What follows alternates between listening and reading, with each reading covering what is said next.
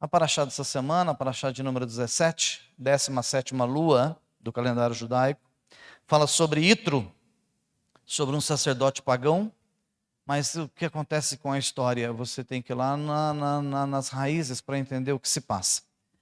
Eu coloquei um subtítulo na paraxá, que a paraxá se chama Itro, o nome do sacerdote. Em português deve ser Jetro. Jetro. Em português é Jetro. Jetro. Vamos estudar em Shemot 18:1, Softim, Juízes 1:16 e o profeta Yeshayahu 46:10, a conversão do sacerdote pagão. Vamos entender um pouquinho isso, eu vou tentar ser bem objetivo, bem inciso, para não perdermos muito tempo. Shemot 18:1 diz assim: E Itro, o sacerdote de Midian, sogro de Moshe, ouviu acerca de tudo que Deus tinha feito por Moshe, por Israel, seu povo, como Hashem trouxe Israel do Egito. Itro é um sacerdote medianita, um cidadão pagão. Ele vivia ao sul da terra de Israel. Para você que não conhece muito de mapa, eu vou te dar aqui uma noção. Aqui é a cabeceira do rio Nilo, tá? Aqui é onde o Nilo abre, ele abre vertentes, um leque gigantesco aqui nessa parte, tá? Onde tinha Sucot, de onde o povo hebreu saiu. Eles saíram daqui, dessa parte aqui, da parte norte, extremo norte do Egito. Eles passaram por cima aqui na cabeceira do mar e vieram até o mar de juncos, aqui o Yan Suf, chamado de Mar Vermelho, ok? Esse aqui é o Mar Vermelho, esse braço de mar aqui. Eles atravessaram bem aqui em cima, ó. Quando eles atravessam do lado de cá, olha, está escrito em inglês, Land of Midian, terra de Midian. A terra de Israel começa a fazer a divisa mais ou menos por aqui, ó. E nós temos aqui o Mar Morto, aqui em cima, ó, Mar Morto. Jerusalém está aqui onde está o laser agora, ó. Jerusalém está ali, ó, tá? Então, olha, aqui está bem lá embaixo, bem ao extremo sul, tá? Aqui é o Mar Mediterrâneo. Que mar é esse? Esse mar vem banhando a costa europeia. Ali, os países que fazem divisa ali. Espanha, Itália, Grécia, Portugal. A hora que ele chega aqui no cantinho aqui do Mar Mediterrâneo, aqui no cantinho, ele se encontra com o Oceano Atlântico, que é esse oceano nosso aqui, que nos banha. Só para vocês entenderem geograficamente o que acontece. Midian é uma terra bem aqui ao sul. E olha que coisa interessante. Esse homem, Itro, um sacerdote pagão, poderia-se dizer um feiticeiro, tipo um bruxo, ele era o chefe maior, o chefe da região de Midian. Um homem desse, o país inteiro consultava ele para tirar dúvidas, fazia consultas, perguntavam tudo o que iam fazer, até sobre clima, sobre plantio. A questão espiritual, ela é muito intensa desde os primórdios. Então veja só uma coisa. O que tem a ver esse Itro entrar nessa história aqui, nessa paraxá? E a paraxá, você pode olhar que existem pouquíssimas paraxás, porções, com o nome de pessoas. Vocês conhecem uma que tem o nome de Sara?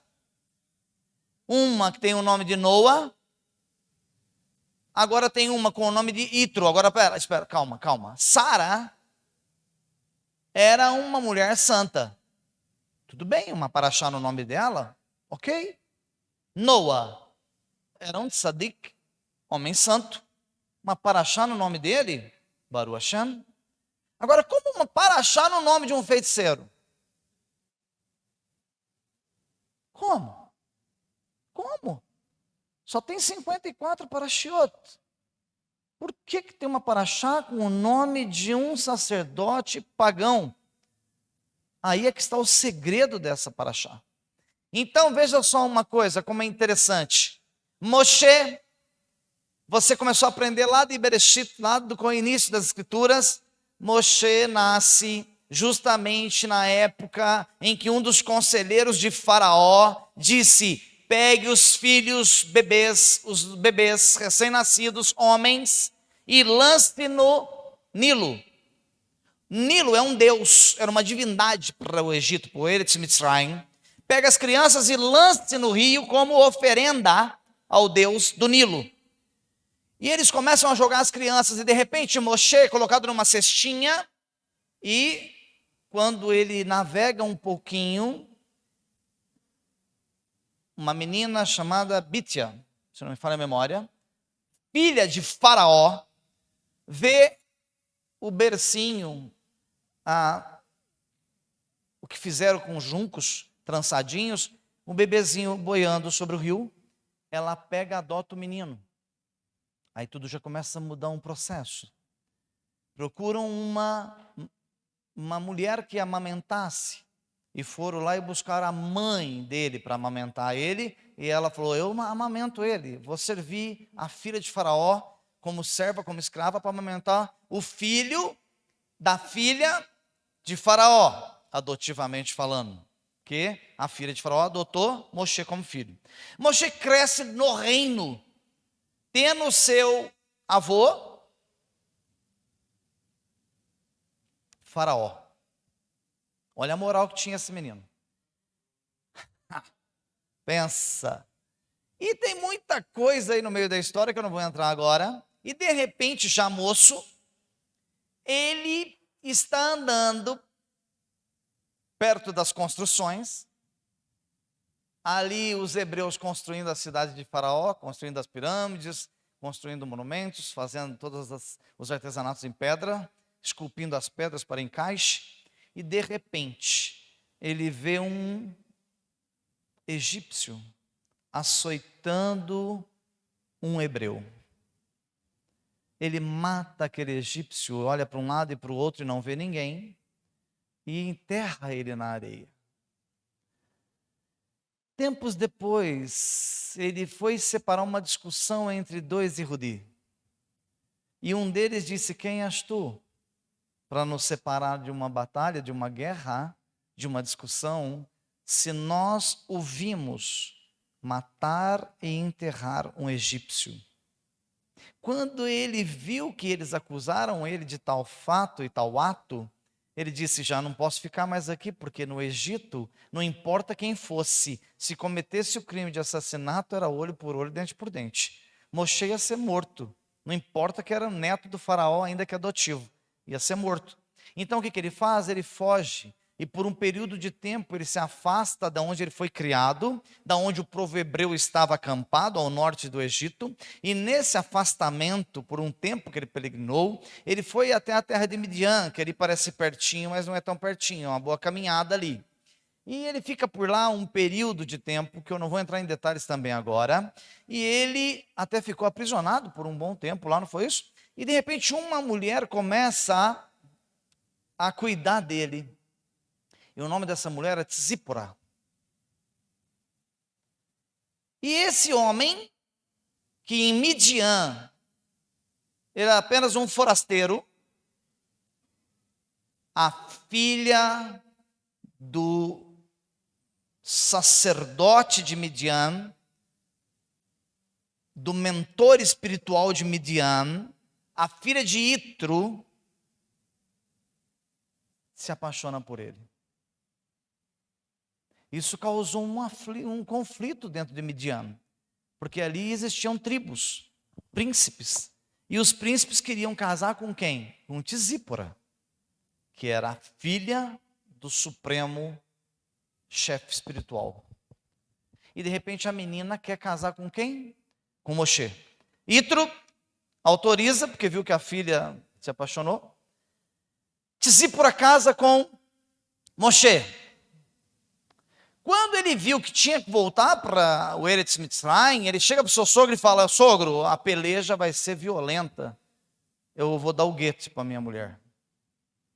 Ele se divorcia de Tzípora, deixa ela com o pai e as duas crianças, com o avô, pai dela, Itro, volta para a terra do Egito, passa todo o processo das 10 pragas e o povo é liberto, e ele atravessa o mar de juncos, e de repente, quando ele acampa aos pés do Monte Sinai, no momento da chegada da Torá, eles recebem por mensageiro a notícia que seu sogro está chegando com Tisípora e os 2 filhos. O que eu quero explicar para vocês nessa tarde é como que esse feiticeiro foi lá encontrar com Moshe aos pés do Monte Sinai, sendo que até o momento Moisés para eles não era ninguém. Era apenas um andante, um peregrino que passou por Midian e se apaixonou por sua filha. Um estrangeiro. Mas o movimento foi de um poder tão grande. O assunto correu tanto sem internet, sem WhatsApp, sem Facebook, sem Instagram. E o movimento correu de informações que a coisa pipocou lá no Egito. E o Egito era um país invencível. Invencível. Belicamente falando, não existia exército na terra que pudesse vencer o Egito. Olha só, de repente se ouve que Faraó e o exército foi esmagado. Hã? E quem é esse exército que esmagou? Moshe tinha uma arma que era mais poderosa que uma ogiva nuclear. E ele usou essa arma poderosíssima. Era o cajado que ele tinha na mão. Quando ele toca no mar, o mar... Ele sai do outro lado. Todo o Egito, o exército inteiro com o faraó dentro do mar. Shem fala para ele: usa a ogiva nuclear que você tem aí de novo. Morreu. Os cavalinhos com os soldadinhos. Não sobrou um. A humanidade daquela época falou: hã? Como?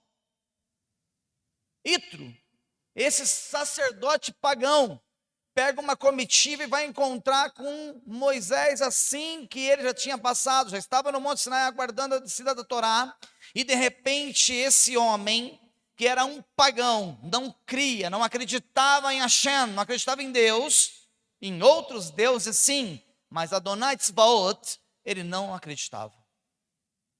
Então o que acontece? Olha só, o que diz o Midrash? O Midrash diz que ele era adorador de toda forma de idolatria. Tudo que se dizia santo, se alguém dissesse para ele, esse pedaço de pau aqui é sagrado, ele fazia um altar para aquele pedaço de pau. Ele acreditava em tudo que era ídolo. Itro. Itro possuía 7 nomes. Olha que coisa interessante, você vai lá, ele é chamado por 7 nomes diferentes. Aqui na Torá, você vai encontrar, parece que 1 ou 2, mas lá nos profetas fala sobre ele. E ele tinha 7 nomes. Mas tem algo muito interessante. Existem 7 níveis. São 7 categorias que os judeus se encaixam. Mestre, profeta, essas 7 categorias estão cabalisticamente ligadas aos 7 nomes de Itro. Olha que coisa tremenda que é isso. Mas não era um sacerdote pagão? Era. Ele ia continuar sendo pagão? Ué, se não fosse a atitude? Olha que coisa interessante. Eu comecei a ministração dessa tarde falando algo muito espiritual que nem eu percebi. Itro fez uma coisa que às vezes nós não fizemos ainda. Vamos ver o que ele fez. Vamos lá. Itro, qual a sua origem? Quem é esse cidadão? De onde veio esse nome? De onde ele era? Quais foram as suas raízes? Itro era um dos 3 conselheiros do faraó. Pensa. Quando Moshe chega lá para reivindicar a saída do povo, quem estava lá, que era o conselheiro do faraó? Itro. Conselheiro, direto do faraó. 3 conselheiros ele tinha. Olha o que diz o Tratado Sotá 11a, 12, 13. O rabino Ia Bar Abba ensina o que ocorreu com cada um deles. Primeiro era Bilac, chamado Balaão, que aconselhou a faraó a matar todos os filhos nascidos do povo judeu. Foi punido e morto na guerra com Midian. O outro conselheiro, você conhece ele, o nome dele é Iov. Lembra de Jó? Lembram dele? Não tem um livro com o nome dele? Sim? Iov era conselheiro do faraó. Iov, o que ele fez? Ele se calou, não aconselhou, nem protestou. Qual foi a punição que Iov tomou? Foi punido com sofrimento. Morre os filhos, ele perde toda a riqueza e dá nele uma lepra profunda. Ninguém escapa, filho. Até o cara que se isentou e não falou nada, tomou. Porque devia ter defendido. Não, faraó, não entra nesse negócio não, porque esse povo aí é do eterno. Até dele ter se isentado, o que significa isentar nesse caso? Ele negligenciou a defesa. Concordam comigo? Forte isso aqui, hein? Forte. Iov. Olha o que passou Iov. E aí, vamos para o terceiro. Conforme o relato no livro homônimo do Tanar. O que é um livro homônimo? Homônimo é um livro que chama-se Iov, que está lá no Tanar, chamado Velho Testamento. Itro, que fugiu em sinal de protesto, mereceu que algum dos filhos de seus filhos sentassem no sinédrio da Câmara da Pedra Lavada. Até parece filme do Flintstone, né? Olha que eu falei, sinédrio da Pedra Lavada. Interessante, né? Muito antigo, olha só. Porque ele não concordou. Itro não concordou que se afrontasse, ou guerreasse, ou pelejasse contra o povo de Deus. Ele foi embora, fugiu, falou, não vou fazer parte desse negócio. É o tipo da fofoca. Ficou sabendo, corre. Corre. Ele correu. Não quis nem saber o que ia acontecer. Fugiu, foi embora, para não fazer parte. E olha só então. Os filhos dos filhos. O que eu digo aqui? Você canta aqui um louvor com as meninas aqui ao domingo? Vocês cantam um louvor? Me ajuda aí, porque eu sou péssimo de memória para louvor. É o Yavereha Adonai Veshmereha? Que lá na frente fala assim, e os filhos dos teus filhos, até a 1000ª geração serão abençoados. É assim mais ou menos? Tá vendo aí? Então, só de você estar nessa casa, num Shabat, os seus filhos, os filhos dos filhos dos seus filhos, serão abençoados.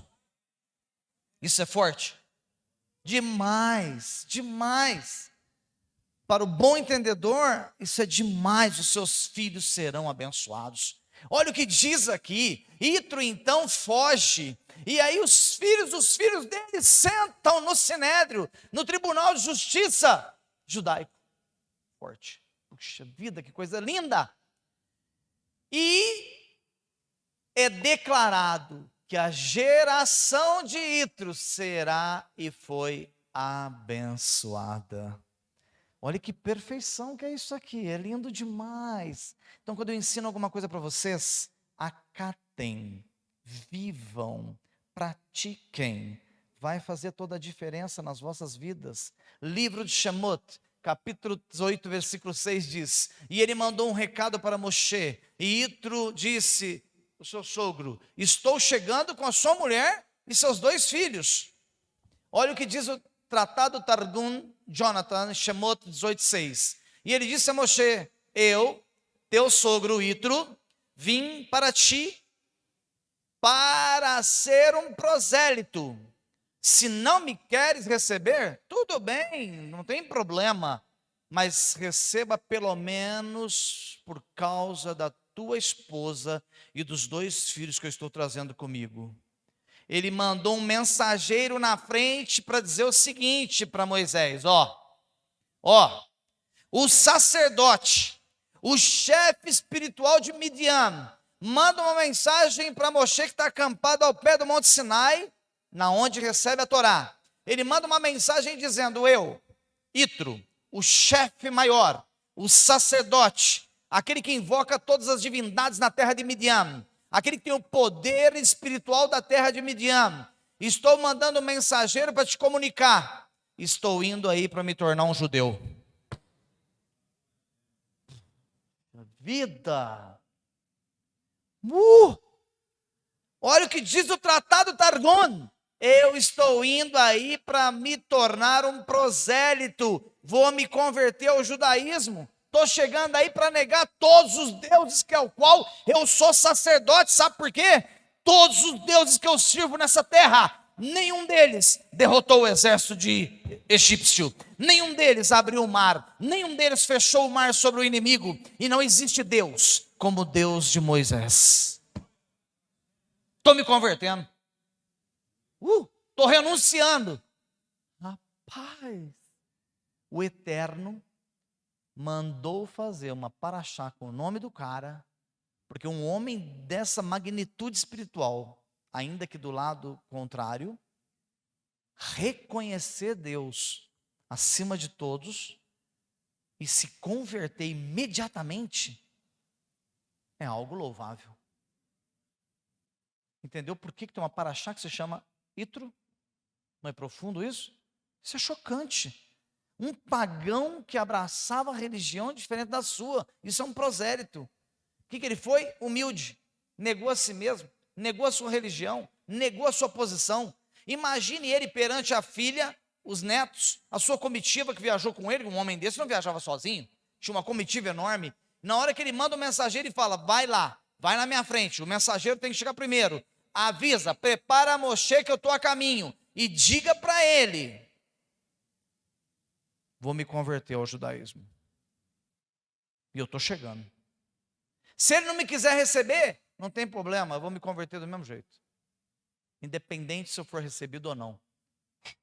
Muito forte isso, muito profundo esse aqui. Quando eu fui estudar isso, eu fiquei chocado com essa situação. Vamos em frente. Livro de Shemot 18:7. Moshe saiu ao encontro do seu sogro, prostrou-se e o beijou, porque ele tinha recebido a mensagem primeiro, e ele ficou chocadíssimo, porque aquele que era um imigrante, aquele que era um estrangeiro na terra de Midian, aquele que foi casar com a mulher do chefe maior, aquele que era esnobado, desprezado em Midian, daqui a pouco o cidadão governa uma multidão de mais de 3 milhões de pessoas e vence o exército maior da terra, que é o exército egípcio.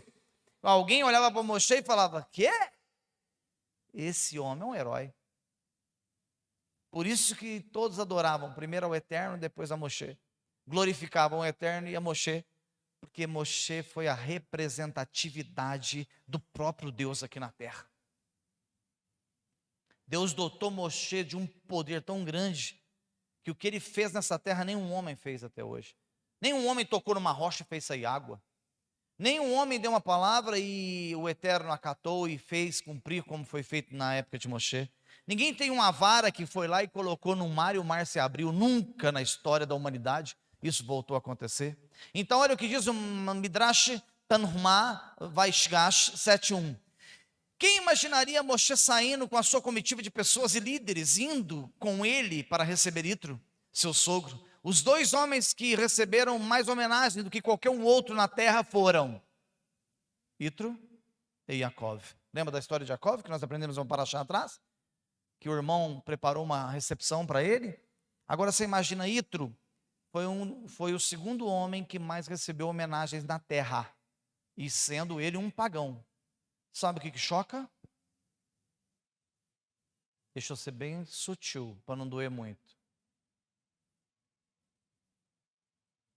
Um feiticeiro, um pagão, um homem com esse poder de convencimento, de respeito que tinha na terra dele, não pensou duas vezes, não perguntou para a esposa, para o irmão, para o tio, para o primo, se alguém ia com ele. Ele disse: eu vou servir ao Eterno, vou me converter.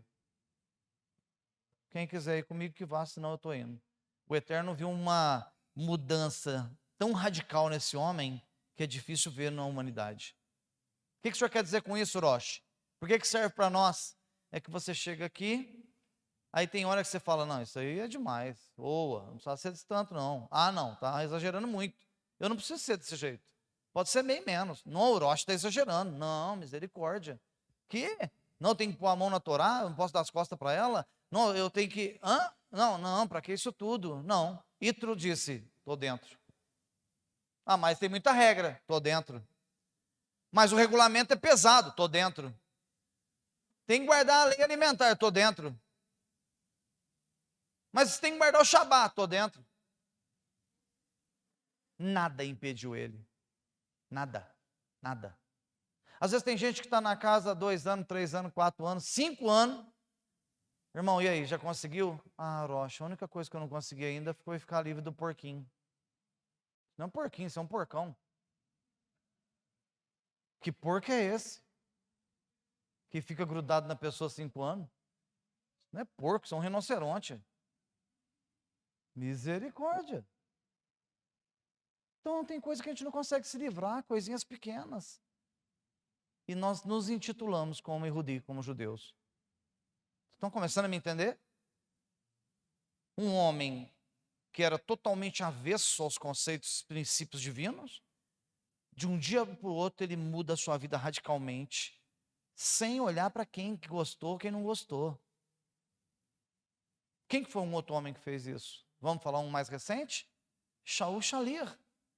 Vai estudar a história dele, de Paulo, o apóstolo. Procura lá o nome da esposa dele, quantos filhos ele tem, procura a genealogia dele. Enquanto ele era um extremista, enquanto ele era perseguidor do caminho, do Haderer. Sabe o que é um Haderer? Era o nome da comunidade naquela época. Não chamava Beit Shalom. Lá na época de Paulo, a nossa congregação chamava Haderer. Eram os seguidores de O Caminho. Porque Yeshua se intitula Eu sou o caminho. Shaul Shalia era perseguidor dos seguidores do caminho. E de repente, quando ele cai e fica cego, e ele ouve a voz de Yeshua, e Yeshua fala assim para ele: Ei, Shaul, por que você persegue os membros da minha congregação, da Beit Shalom? Foi assim que Yeshua falou para ele? Yeshua falou para ele assim, ó: Ei, Shaul, por que me persegues? Porque se você perseguir um judeu messiânico, você persegue a mim, não a eles. Ficou cego. E quando ele começa a enxergar novamente, ele se torna um judeu messiânico. Imediatamente. Acho que ele chegou em casa naquela alegria e disse: família! Yes! Conheci Yeshua! Aí eles olharam para ele e disseram: Hã? Você deve ter tomado muito sol na cabeça.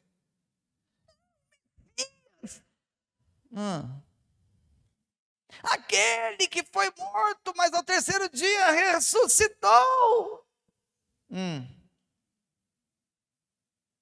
Mandaram ele embora de casa. Ficou sem família. Primeira coisa que ele perdeu foi a família dele.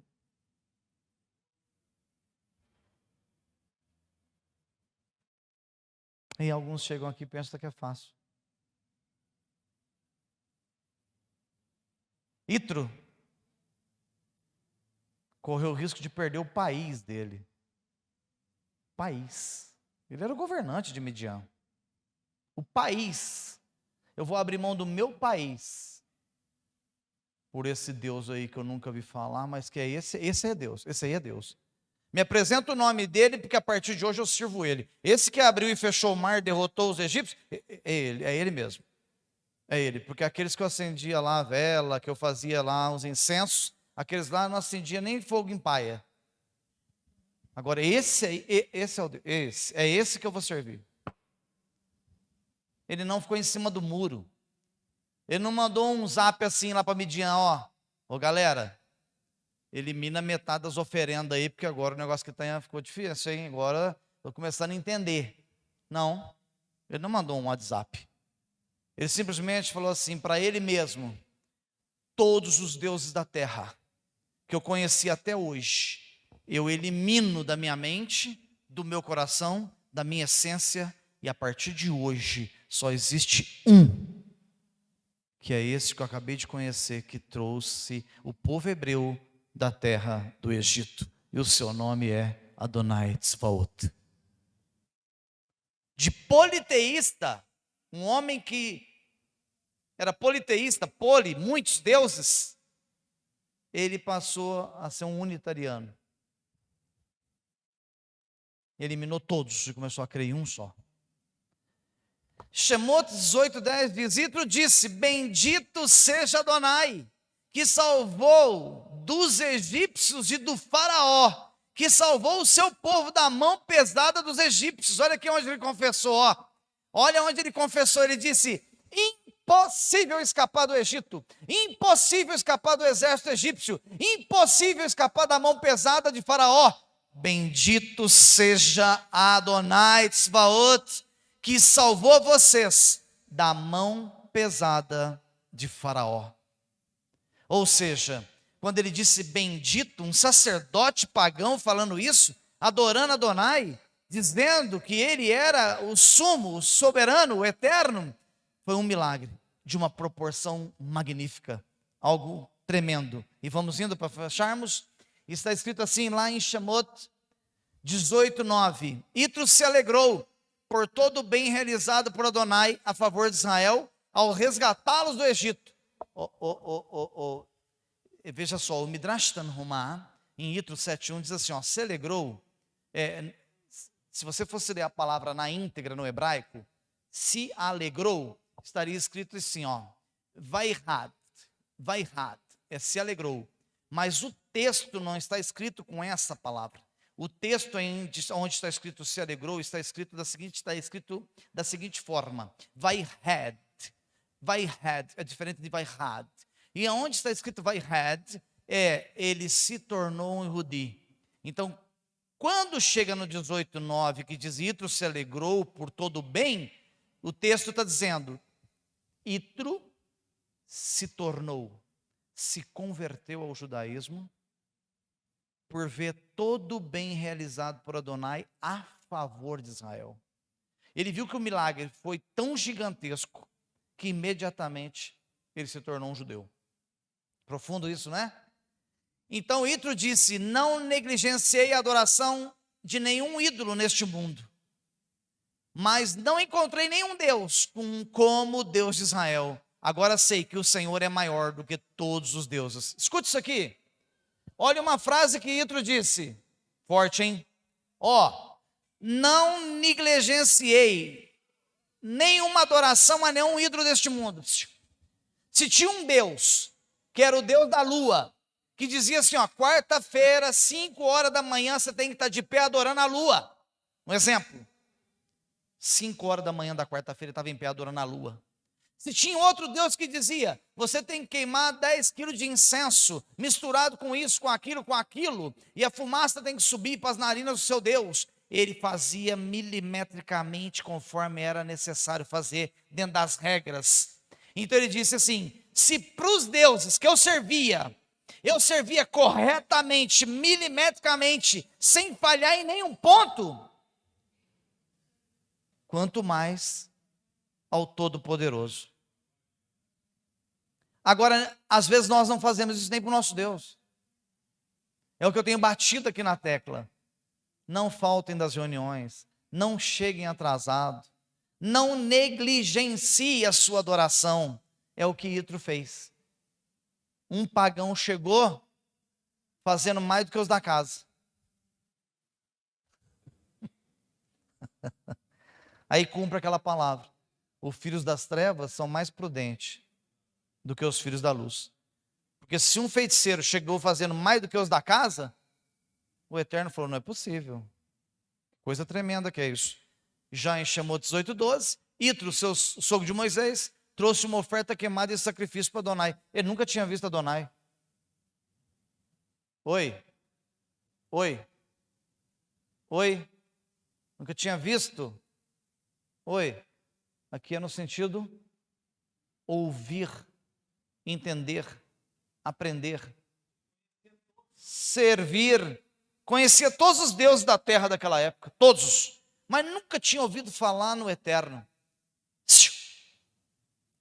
O cidadão sai lá de Midian sem nunca ter ouvido e fala assim para a família dele: prepara um churrascão aí, prepara o sacrifício disso e daquilo, prepara uma oferta especial que eu estou levando para servir a Adonai. O cara nem chegou, já chegou do ano. Nem chegou. Só lá de Midian para saber quem é esse Deus, mas já vou levar uma oferta para ele, porque esse Deus aí é bruto mesmo. Eu nem sei quem ele é, mas eu vou fazer minha parte. Vou fazer minha parte, eu vou levar já pronto. Aí você é dessa casa que você dá dízimo 1 mês, falha 3 meses, dá um dízimo, some 6 meses, dá um dízimo, falta 1 mês. Não que eu preciso do seu dízimo. Nem é para mim que você dá. Nem prego de dízimo aqui.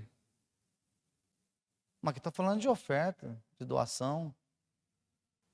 Itro não era um judeu, mas trouxe as ofertas, tudo que ele podia, de adoração ao Eterno. Isso é um tapa na nossa cara, filho. Aí a pessoa pergunta: por que eu sofro hoje? Por que eu sofro?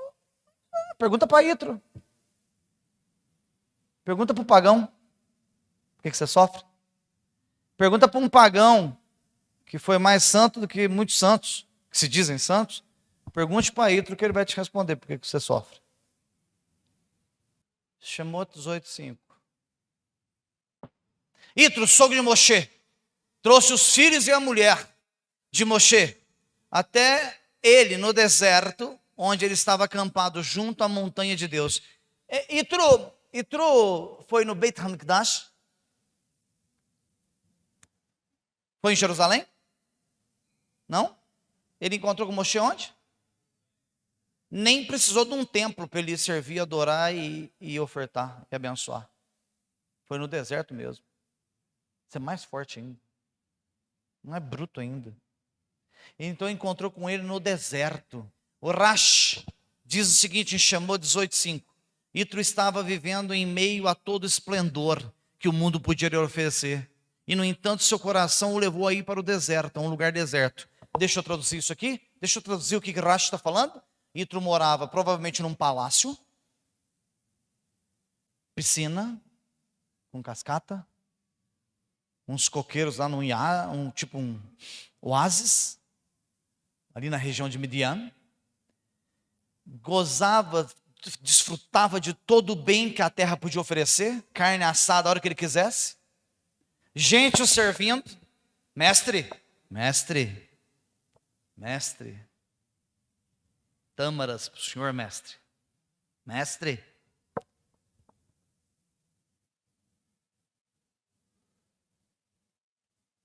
Ele disse: palácio, riqueza, poder, status, vida boa, curtir, comer o que eu quiser, eu abro mão de tudo e vou para o deserto para conhecer esse Deus. A gente se perde uma bicicleta, aí ó, Deus deve estar me castigando, tomou minha bicicleta. Aquela bicicleta de rodinha torta, eu perdi ela. Aquilo é uma desgraça, tinha jogado ela fora. Tem coisa que você não perde, é livramento. Mas por quê? Escuta isso aqui que é forte. A bicicletinha da roda torta estava no seu coração. Valia mais para você do que adorar o Eterno. Tudo que valer mais para você do que o Eterno vai ser tirado de você. Itro vivia em meio a todo esplendor. Era quase um faraó em Midian. Sabia? Quase um faraó lá em Midian. Abriu mão de tudo para começar do zero. Esplendor, zona de conforto. Ah, não. Ah, o Rocha hoje vai me perdoar. Eu não perdoo, não. Mas eu vou assistir aqui pelo YouTube. Ah, não. Aquelas cadeiras da Beit é muito dura, aquilo é desconfortável. Vai me perdoar, mas eu vou assistir aqui da minha cama hoje. Abriu mão dos confortos, da zona de conforto, tudo que tinha na mão. Deserto é um lugar neutro, é um lugar que não é sua casa, não tem conforto. É o caminho para encontrar a Torá e fazer o tratamento do seu caráter. É o deserto. Você só muda depois que o Eterno permite você andar pelo deserto. Enquanto você não apanha igual vaca na horta, você não muda seus conceitos de viver. E tem gente que está apanhando aqui faz 3, 4, 5 anos e não mudou até hoje. Vai gostar de apanhar para lá, é masoquista. Bate, bate que eu gosto, bate. O masoquista é assim, quanto mais você bate, mais ele acha bom. Isso é forte, hein? O deserto é o caminho de encontrar a Torá, Moré. Por que Deus não entregou a Torá lá em Jerusalém, na cidade? Teve que ir lá na montanha buscar, no meio do deserto, numa terra neutra, com cobras, serpentes. Serpente do deserto, irmão, cá entre nós, por favor. Se você é um homem e uma mulher espiritual, o Eterno está falando com você nessa tarde. Sem deserto, é impossível você encontrar a Torá. Mas eu vou traduzir melhor porque está muito codificado ainda. Sem deserto, é impossível de você chegar à vida. Porque a Torá é a vida. Muitos morreram no deserto e continuam morrendo. E não conseguiram alcançar a vida. Itro sai dos seus palácios, da sua vida tranquila, e vai para o deserto para encontrar a vida. Quem dera se nós tivéssemos esse mesmo ímpeto, essa mesma força. Shoftim, Juízes 1,16. Em seguida, olha lá em Shoftim, lá em Juízes, está fora da Torá. Em seguida, os descendentes do sogro de Moshe, o Queni, saíram da cidade de Palmeiras com o povo de Judá e viveram no meio do povo. Aquele povo de Midian, os midianistas, que eram pagãos, a atitude de conversão deles foi tão violenta, tão bruta perante o Eterno, que o Eterno disse: esse povo pode viver junto com as minhas tribos, pode andar com eles, viver com eles, enquanto estiverem na terra. Foram adotados como povo. Então não importa se o seu sangue tem DNA judeu ou se não tem. Você pode ser um medianita, mas se você optar pelo deserto, optar pela Torá e disser: eu quero andar na sua Torá verdadeiramente, eu quero parar de ser fake, quero ouvir e praticar, você vai ser um com o povo de Judá. Está escrito aí, não fui eu que escrevi não, está escrito ali. Os descendentes do sogro de Moshe. Quem é o sogro de Moshe? Itro. Os descendentes do sogro de Moshe se tornaram um com a tribo de Judá. Viveram junto com eles. Para viver com eles. Oi. Alguém imagina que uma tribo poderia viver junto com a tribo de Judá comendo porco? Você acredita que isso podia acontecer? Impossível. Para andar com eles tinha que andar dentro das regras, das leis da Torá. Então eles se adequaram à Torá e viveram um com eles. Nossa, não tinha prestado atenção nessa paraxá. Vou chamar um povo que não era meu povo, que não me ouvia. Aquele povo que estava lá na terra de Zebulon, lá nas trevas. A luz raiou para eles. Essa paraxá, se eu falasse de evangelismo, essa aqui seria a paraxá mais evangelística que eu já vi até hoje. Porque ela é muito profunda. E vamos encerrar, porque nosso tempo já acabou? Shemot 18:1. Itro, sacerdote de Midian, sogro de Moshe. Rabbeinu Barriá, em Shemot 18, tratado Rabbeinu, assim como a primeira redenção resultou na conversão de Yitro ao judaísmo, e no retorno do rebanho de seu ancestral, Abraham, também como resultado da redenção final, todas as nações gentias sobreviventes se converterão e se juntarão ao judaísmo. Não, peraí, tem gente que não entendeu. Calma, o senhor leu muito rápido. Teve gente aí que não entendeu. Eu não quis fazer isso com o tema, porque eles iam falar assim, o senhor está forçando. E tem um irmão aqui dessa Bet, um Arri, que fala assim, para de ficar arrumando essas confusão. Toda vez que ele vê meu tema, ele fala para mim, para de ficar arrumando essas confusão, o senhor arruma muito encrenca no YouTube, para. Mas agora eu posso falar que eu estou no final. Essa paraxá é apocalíptica. Quem é Yitro? As nações. Quem é Moshe? Representa Hashem. E a Torá? Todo o povo medianita adotou a Torá. Ou seja, todo o povo da terra, nos últimos dias, se converterão. Redenção o quê? Final. Todas as nações da terra, todas as nações gentias, sobreviventes. Sobreviventes por quê? Está falando do quê? Da grande tribulação. Está falando do Apocalipse. Olha aqui que diz esse tratado. Todas as nações gentílicas, sobreviventes, se converterão e se juntarão ao judaísmo. Por quê? Porque está escrito. E no final, Amaharit Hayamim, a Torá sairá de Jerusalém. E vós serão para mim, Kohanim do rei. Nós seremos sacerdotes. A Torá vai estar escrita em nossos corações e nós vamos ensinar a nação pagã. E essas nações pagãs, os medianitas daquela era, que deve ser já, se converterão à Torá de Adonai no milênio. Baruch Hashem, lindo.